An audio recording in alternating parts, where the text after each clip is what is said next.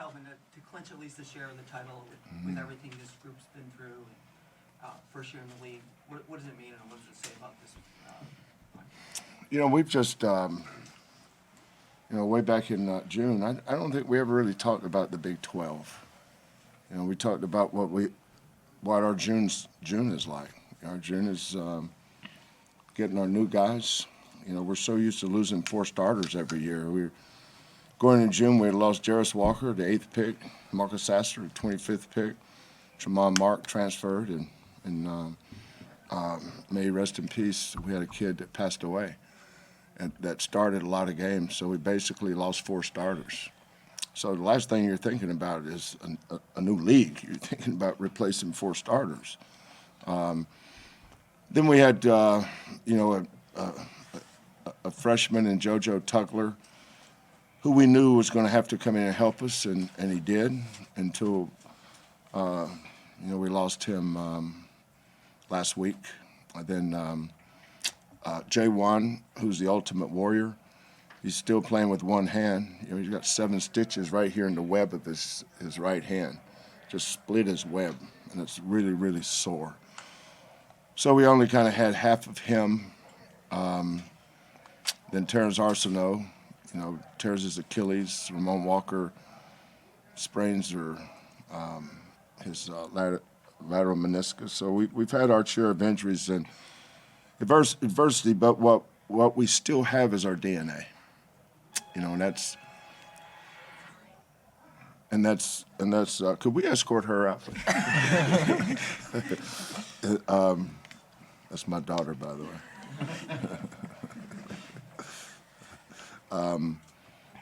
But I think this is our 6th consecutive year winning the championship. That's where the DNA comes from. Our kids know how to win. LJ, because he's such a high character kid and comes from such a tremendous family, fit right in. Jamal was the clear leader of this team from day one, but his role had to change this year. Juan, it's his 5th year in the program. His role had to change. Then Javier Francis, he wasn't very good the first half tonight, but he was really good the second half. But, there's, we have this thing called disruption points that we focus on. And we scored 22 points off their turnovers tonight. We scored 20 points on second chance points. That was offensively, we weren't very good. Free throw shooting, we might as well have been shooting blindfolded half the time. But what we've been really good at here for a long, long time is we know how to win the game. Some nights we play great, and we're probably not nearly as good as people think we are. And then some nights we don't play very good, and you're trying to figure out how to ever win a game. But the two things those things have in common is we win both ways, and that's important to be able to do that. Two things. One, what was going through your head when you saw Francis on the floor? You not knowing the extent of it then, but talk about what he did when he came back in, a couple of dunks, block shot. Yeah, well, I got on Jamal and J1 especially for the way he played. I said at some point, most, whether it was our Final Four team or the Elite 8 team or one of those other Sweet 16 teams, different teams we've had, our best teams have always been player-led. And I didn't think we were leading the first half. I think everybody was, that was an emotional, kind of a hard-fought game on Saturday. JoJo's surgery was this morning. He got moved back because the doctor wanted it done ASAP. So we had kind of a video thing with JoJo. It's like we were everywhere but the game tonight. But once we locked in at halftime, and I got on Maul and Juan about the way Javier played. What do you want me to do? Scream and fuss and cuss at him? No. Why don't you do it? He's your teammate. You hold him accountable, and they did, and he responded. So really proud of Jay. Second half, we needed him. First half we just weren't very good. Not taking anything away from UCF, but we didn't play with a lot of pop. Didn't have a lot of juice. But we went at halftime not playing very good. We're only down 3. And then our transition defense took a sabbatical there the first 2 or 3 minutes of the half. But once we tightened our screws up, we know how to run our offense to the guy that's making shots. And I told Maul to keep shooting, and then when he missed 3 in a row, I said, well, maybe not. And I said, let's give number 4 a shot at it. So, but I'm being facetious. But when you stand over on the sidelines, sometimes when it's a slow game or a half-court game, you've got to be a little bit of an offensive coordinator. So you just call your stuff to make sure the ball's in the player's hands you want the ball in. We'll go in the back, please. Coach, here in the back. With the move to the Big 12, it's kind of united the city, the community around here. You've been here before, you played here before, you won here before. Did you see a different atmosphere tonight because of the move and what you see? No, not really. I remember we were here one year and they jumped on us 11-0, and this place was packed. I mean, it was packed to the rafters that night. I mean, it was ridiculous loud. So, no, UCF's had some awesome crowds when we've been coming in. I didn't think tonight was one of them. We've been here where the crowd's been louder, and but that's not to say this crowd wasn't loud. I mean, when they jumped up and got ahead of us there early in the second half, it got really loud. But they've got a good student group. They got those students right beside student section. Their students are really loud, and they're creative. Their parents would be glad to know that their English lessons are diversified. Coach, you've gone head-to-head with Johnny Dawkins for quite a few years. A lot of people didn't expect much out of UCF in this first season of the Big 12. They seemingly outperformed expectations. What do you think of the job Johnny Dawkins has done this year? I've been proud of Johnny, from when they beat Kansas here.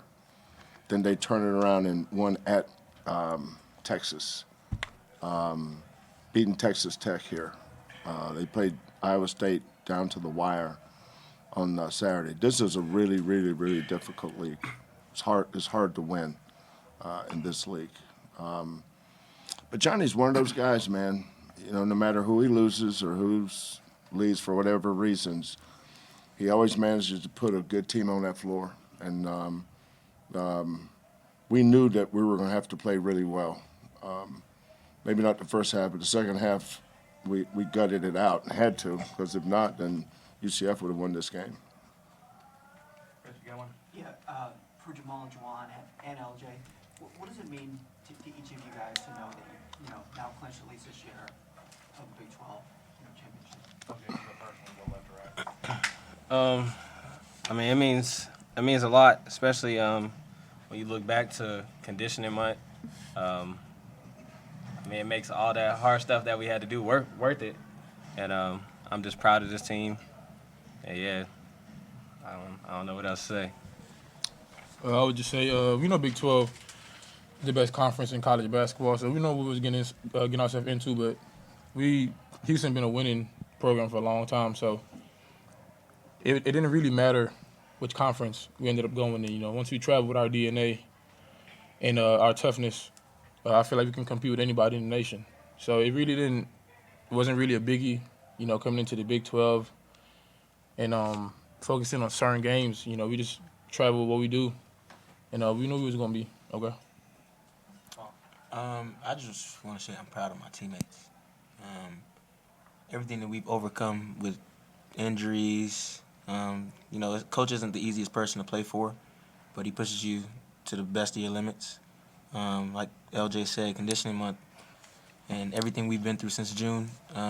We break out to Big 12 champs most of the time because, we speak it to existence. And I'm just proud of my teammates. And our journey here is a testament to what we're doing now. Got time for a couple more if we got it. Go right here on the back. Back here in the back and then to the left. LJ, you kind of took over the scoring there in the second half. I know you guys said the first half was a bit of a struggle. How much did hitting those threes kind of toward the end of the first half help kind of spearhead the scoring that you had in the second half to kind of help Houston get over the top? I feel like the threes in the first half had nothing to do with the second half scoring because you got to go back in the locker room and sit for a whole halftime. But, I mean, I guess it was good for the confidence. But Coach tells me to keep shooting no matter if I'm making or missing. And then once I got it going in the second half, Coach did a great job of putting the ball in my hands, and my teammates did a great job of just trusting me with the ball. And we went on there and did what we did. Coach, you mentioned earlier your guys' ability to get second chance points, 20 of them. What would you say the team did the best to be able to score that many? Well, I think for the last 6 or 7 years, we've been top 5 in the nation in offensive rebounding, so that's kind of who we are. You know, some teams that don't follow us will see that and say, well, how did you guys do that? It was, you know, it's part of our June, it's part of our July, part of our August, and we try to, there's 3 or 4 things we focus on in the summer that we want to be good at by the time we get to October. Once we get to October, it becomes habits. If something happens once, it might be an accident. Something happens twice, it may be a coincidence. But when it happens 3 or more times, now it becomes a habit, and that's what, as a coach, I try to create with this team, is to create habits. That get in the habit of going to the glass, get in the habit of getting on the floor after loose balls, get in the habit of standing in front of your man, taking away his strong hands. You know, it's just consistently creating good habits, and that's, you know, when you look up and your record is 27-3. We're not 27-3 because we have the best team. Just because you're ranked number 1 doesn't mean you're the best team. We're ranked number 1 because we're ranked number 1. You know, there's some other teams out there that's just as good or better than we are. But that's for fans and media to debate.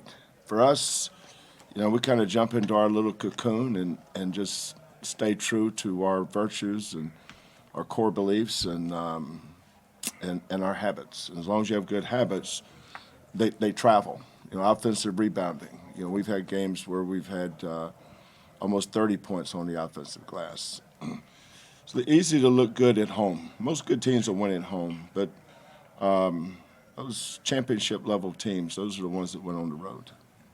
Time for one more question right here in the middle. Coach, you guys were down for 27 minutes in this game, but you guys led when it mattered most. Yeah. What did you see towards the end of the game when you guys held UCF to a 4-minute scoring drought that your guys did better than the entire game? Well, it wasn't Emmanuel's night, it wasn't Damien's night, it wasn't Malik's night. You know, there's 3 guys that we try to keep the balls in their hands. You know, Jamal has a lot of freedom and space, and he's usually a great decision maker. That's why I think he's the best point guard in America. But LJ, we've got 4 or 5 different actions that I can call for him, especially the second half, because I can be the offensive coordinator. I can make the calls. First half's a little bit different. The second half, I knew once he gets it going, we did the same thing Saturday in Norman with him. But, you know, he's gotten so much better with the ball in his hands and ball screen actions, pick and roll actions. You know, we're running some ISO stuff for him. Because if you're going to get fouled, you want your best free throw shooter at the line. But what I saw in this team is what I've seen with them all year long. There's a resilience about this team. There's a belief in each other. There's a belief in our program. But that's why when you think about it, I know I've said this many times, but there's a reason why. In our top 10 players, now think about this, top 10 players. Tonight we only had 6.5 really. But usually we have top 9 or 10 every year. In the 10 years we've been here, we've only had 2 kids transfer in 10 years that's in our top 10. Think about that. It's almost impossible in this day and age, isn't it? Think about how many kids transfer every year from programs. Some programs average 4 or 5 transfers every year. We've had 2 in 10 years in our top 10. 2. That tells you a lot about our DNA and our culture, but also the kind of kids we have and their parents. Our kids have tremendous, tremendous parents. They trust me to let me coach them. They don't bother me at all. And I get on their sons but they're great kids. They're great young men, and I love them to death. Coach, LJ, Jamal, Jamal, thank you for your time. Congratulations.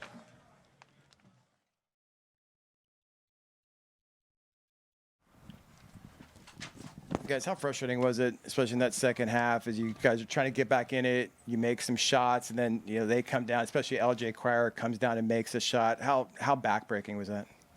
It was very frustrating. It was two crucial threes towards the end of the game. Crunch time. I feel like that helped them get a little bit of momentum towards the end of the game. Guys, each of you, they capitalized on turnovers. Just talk about the mistakes and how they seized upon them. They got out in transition very well and, capitalized. We didn't do our job as taking care of the ball. We're supposed to have under 10 turnovers, which we didn't. We had 18, but they had under 10, so. They were able to score 20 second chance points off of 16 offensive rebounds. Just what are your thoughts on that? We can't allow them multiple shots in one possession. We gotta limit them to one shot whenever they miss. We gotta secure the rebound, and that's us guards included. We can't leave all the work to our bigs and expect them to grab every rebound. We gotta gang rebound, and I feel like tonight we didn't do a good job of that. You guys led for 27 minutes this game, but you guys went on a scoring drought in the middle of the second half. You guys didn't score for 4 minutes. What was happening during that situation? Why couldn't you guys get your shots? I feel like there was some turnovers in there for sure. I just feel like we weren't getting great looks. We weren't penetrating, get to the paint, dishing off. I feel like we were just playing on the perimeter, allowing them to be comfortable on defense, not putting any pressure on their bigs. What did you like about the first half performance? You guys, obviously entered the locker room with a lead. What were you guys doing well in the first half?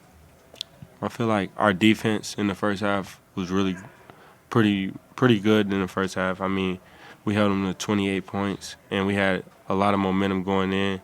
I just feel like the second half we kind of like laid back defensively and hoped that our shots would continue to fall on the offensive end.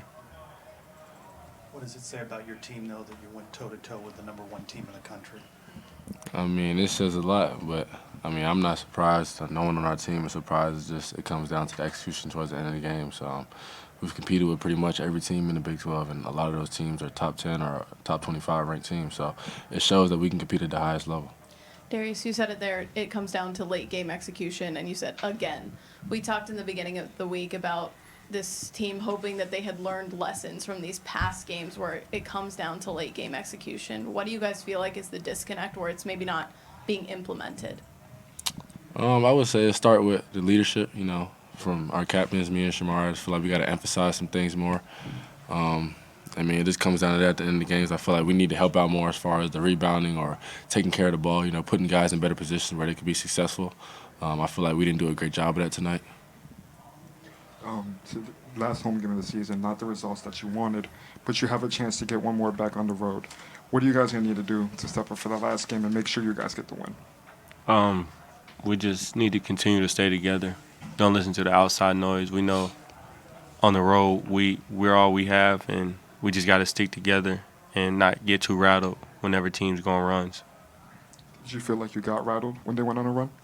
Not necessarily. At moments they hit some big shots. LJ Cryer is a really great player, and we didn't really, stop him from getting his open threes, and the threes he made were really big threes. Shemarri, you were one of the 5 seniors to walk today on senior night. In honor of that, I'm just curious, what do you think you're going to remember the most about your time here? The support from the fan base. I feel like each and every night we had a great crowd, and with the first year being Big 12, I feel like it'll only be up from here, and I'm super excited to see what it has in store. Houston's head coach said that success was in their DNA. They knew how to win games. Do you think that's something that UCF still is trying to achieve? I feel like we're definitely still figuring it out. I feel like we've done a pretty good job under pressure, especially winning a lot of big games and no one thought we were going to win. But yeah, I feel like success does run in the DNA. They've been to the tournament for the past 5 years probably. So I just feel like some of those things not many people take it seriously as a little detailed thing. So I feel like implementing those things really needs to be one of our biggest things going into these next few weeks. It was a final home game, obviously. What did you think of the fan support this season, first year in the Big 12? The fans were amazing all year. I just hope it continues to grow as the years go forward. I feel like they did a great job. They brought a lot of energy and enthusiasm. They definitely helped us with a lot of key wins this year at home. So I couldn't ask for more than them. You guys all set? Appreciate it, fellas. Well, again, I think that's one of the most impressive teams I've seen this season from the standpoint of what they do on both sides of the basketball. They're so active defensively. They make it hard for you to score each and every bucket you earn. And then offensively, they have such good firepower, especially, on the perimeter with Shead, Cryer, and Sharp, who's quiet today. But you always have to account for them on the floor. They have a lot of weapons out there offensively that they can go to. So just a very good basketball team, well coached, a team that, like I said, is having a special year. That's why they're number one in the nation. And I thought our guys fought. I thought we fought hard. I thought our guys gave a great effort, but we came up short. I thought coming down the stretch, they were able to make the plays they needed to make, and just we have to be better in that area. How frustrating was it as you guys are making a run, you make a shot, you make some free throws, and then LJ Cryer comes down the other end and makes a big shot? No, that's what you do. I mean, he stepped up and made plays. I mean, we knew who he was. We had an awareness on him because we recognize how good he is. I mean, he's been playing terrific, especially now for 6 games. But the prior 5 games, even leading up to our game, he's been amazing. So we knew who he was, and we didn't do a great job of defending him. And part of that, you give the young man credit. I've always said, you don't stop really good players, you try to contain them. And we just couldn't contain him at night. He was able to find his looks, and he got confident and knocked him down. Coach Houston with 20 second chance points and 22 points off of turnovers. Those 2 statistics stand out tonight. Hugely. I mean, I looked at those statistics, and we talked about it as a team at the end of the game. I mean, that's ball game. We have to make sure we control the rebounds. We had our hands on a lot of balls. There's a lot of physicality, and it's clean. I love how they play. They're physical, but it's clean. And, we got a lot of hands-on balls, through the contact. But you got to come down and complete those plays. You have to come up with the ball. And that happened numerous times for us where we could have got the rebound before they got an offensive board, and we didn't come up with it. And so we have to be a little stronger when we rebound the ball. And, of course, we got to take care of the ball. We had done a really good job of taking care of the ball, especially 5 out of our last 7 games. The last 2 games, we've had slippage in that area. We've had some unforced turnovers, some plays that hadn't been characteristic over the last, previous 5 games. So we have to do a better job of making sure we're not forcing plays and just value the ball in the possession. On the topic of the second half execution, I know you often mention the words composure and poise, especially late game. In what ways does that sort of maybe continue to be an issue in games like this? Well, it's an issue where we're going to have to continue to grow through, and you grow in these from being games like this, and that's what we're having to go through. It's always tough because no one wants to lose, and least of all me, and so very disappointed. But, as each time you're in these situations, you are learning and what to do and get better at what you're trying to, do at the end of the game. I mean, at the end of the day, we've come down and look at this season, especially in conference play. I look at the last 4 or 5 minutes of the game, we're right there. And some guys with maybe a little more experience, guys have, been successful in more of those situations, have been able to make the plays. And we've made some too. We wouldn't have any wins in league. We just haven't, to me, made enough of those plays. And that's been the separator for us in league play so far. Coach, your guys' defense showed out in the first half, holding Houston to 28 points, but then in the second half they scored 39. Where was the disconnect on defense between both of those halves? Well, I thought we did a really good job in the first half of really, staying focused, not giving them anything easy. I thought in the second half, they found something that worked. They found Cryer. Cryer was hot, and they found him. And, of course, they're going to keep feeding him, and he made plays. I mean, every shot he took wasn't exactly an easy shot.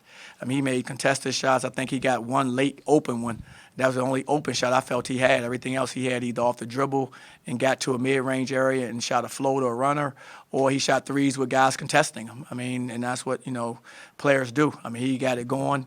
They found him more often in the second half, and he came through for them.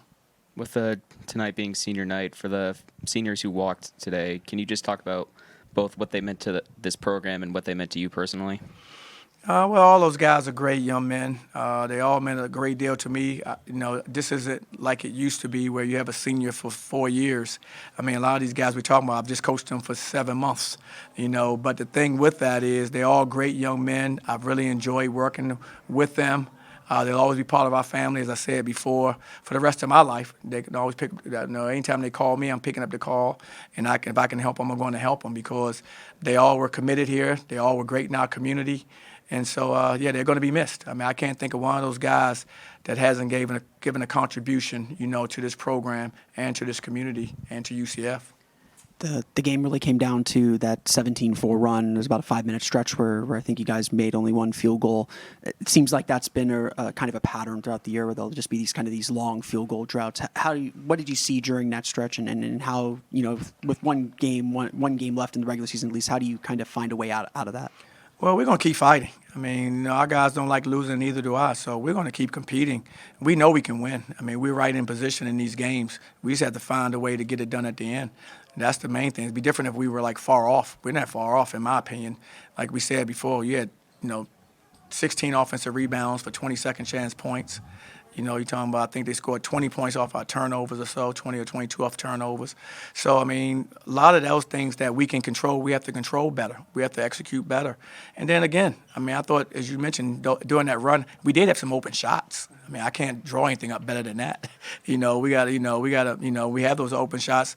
You got to knock them down. That's just part of basketball. But I think being in these situations the way we are, our guys will come through. We got time to figure this out as we move forward. It's not too late, especially in this conference.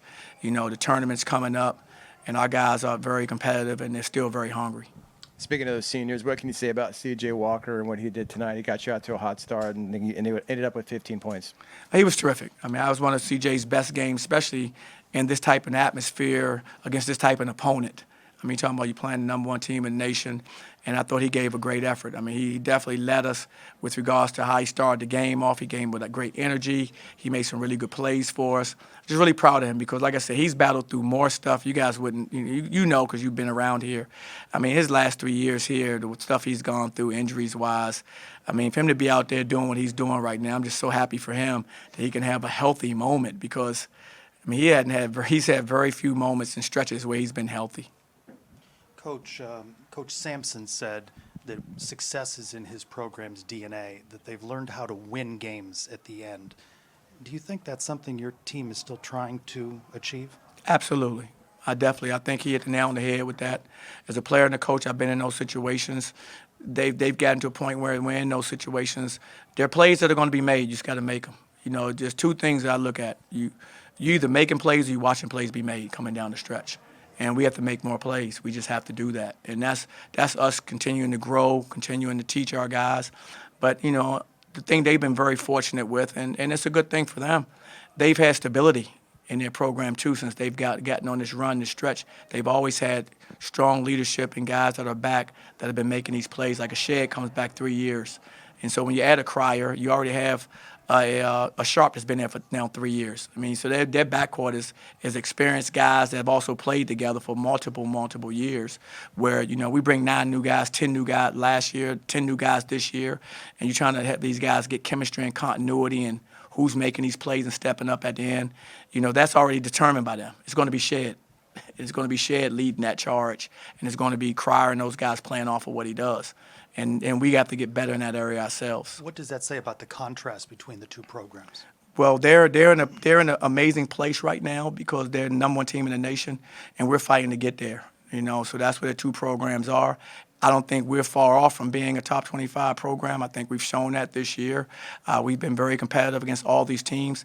It's for us finding ways to close games at the end, making the plays down the stretch of the ball game that we have to make to end up being successful. Have we made some of those this year? Absolutely. We beat a number-ranked team, so I know we've already made some of those plays. So we know we can do it, but we have to find a way to do it consistently. With this being the final home game of the season, I'm just curious, once the season's done and you look back at all the home games that you played this season, what do you think you're going to remember most about them? Say that again for me, please. What do you think you're going to remember the most about all the home games that you played this year? I thought it was amazing. I just looked at the atmosphere. All the atmospheres have been electric. I think it's really been a boost to our players. I think our fans have been terrific. I think our student section has been amazing. I think our community's really come out and rallied around us. UCF has. I mean, I couldn't ask for anything more from our community and our student body. I mean, they've been terrific. And I think the response by our players have been a winning effort every single night. Like I said, I didn't think our guys in any game, for the most part, didn't come out there and give an amazing effort and try to win. And that's all you can ask from your guys is, are you giving us the winning effort? Are you trying to make the plays that we can be successful with? And I can't question it. I can't argue that our guys have done that. We just have to find ways to get better. Coach, your team's finished now at home. It goes on the road at TCU, then on to Kansas City. But there's been struggles on the road. What does your team need to do now to remain road warriors and extend the season? Well, we have to do a lot better job of rebounding the basketball. We can't give second chance opportunities. We have to do a lot better job of taking care of the basketball. It's going to be the same things, the formula that we didn't do as well tonight. We're going to really have to execute on the road, because if you turn it over on the road, the minimum you get with the home crowd that they'll have, for their last game, as well as if you don't rebound the ball and give them second and third shot attempts and easy baskets, they will feed off of that, especially at home. So we have to make sure we take care of the basketball, and we have to rebound it at a high level. Thank you, Coach. All right, guys. Thanks, guys.